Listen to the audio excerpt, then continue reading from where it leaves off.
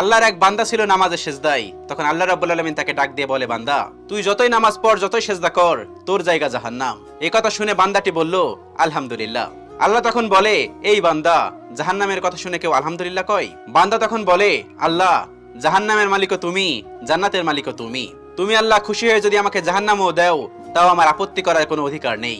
আল্লাহ তখন বলেন, বান্দা, জাহান্নামে গেলে তুই পুড়ে যাবি, তোর খুব কষ্ট হবে।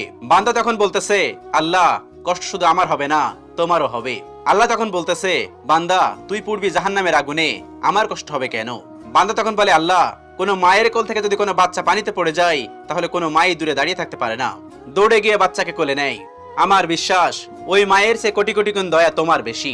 আমাকে জাহান্নাম দিলে তুমিও আল্লাহ শান্তি পাবে না। আল্লাহ তখন বলে, বান্দা, এই দলিল তুই কই পাইলি? বান্দা তখন বলে, আল্লাহ, আমাদের জাতির পিতা ইব্রাহিম আলাইহিস সালাম তোমার প্রেম মুখে নিয়ে যখন নমরুদের আগুনে পড়ে গেল, তার আগেই তুমি বলে